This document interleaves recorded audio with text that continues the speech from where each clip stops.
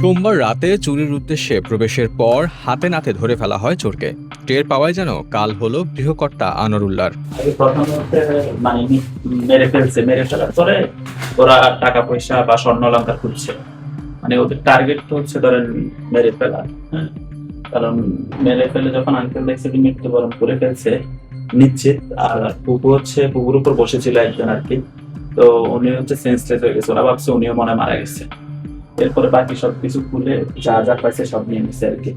ওই যে পুকু ঘরের কাজ করতেছে, কাজ করবে, সেজন্য ক্যাশ টাকা ছিল 5 লাখ, ওইটা নিয়ে গেছে, আর আঙ্কুরি স্বর্ণ ছিল। পরিবারের দাবি, চোরকে দেখার পরই ধস্তাধস্তির এক পর্যায়ে অভিযুক্ত চোর রশি দিয়ে আনোয়ারুল্লাহর হাত পা বেঁধে ফেলেন এবং পরে তাকে শ্বাসরোধ করে হত্যা করা হয়।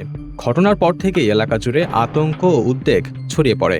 উনি এখানে ফ্ল্যাট কিনে স্থায়ীভাবে থাকেন, আর উপরে ওনার মেয়ে থাকেন, আর উনি এখানে একটা হোমিও দোকান পরিচালনা করতেন।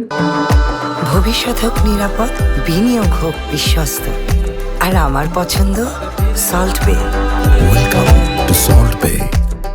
8টার দিকে আমার ভাই যখন গেল ওনার কাছে, উনি তখন বললেন যে বাসা থেকে ফোন আসছে, বাসায় যেতে হবে, এটাই লাস্ট কথা।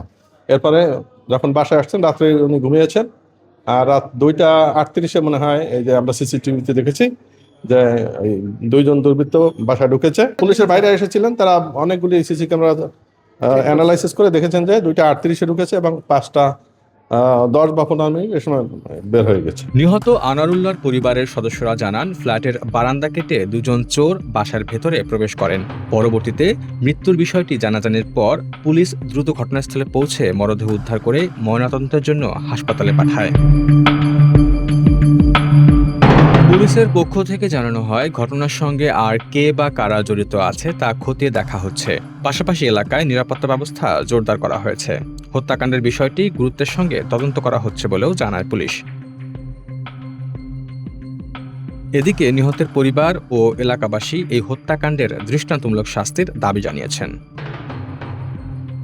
রুমান আকন, বাংলাদেশ প্রতিদিন।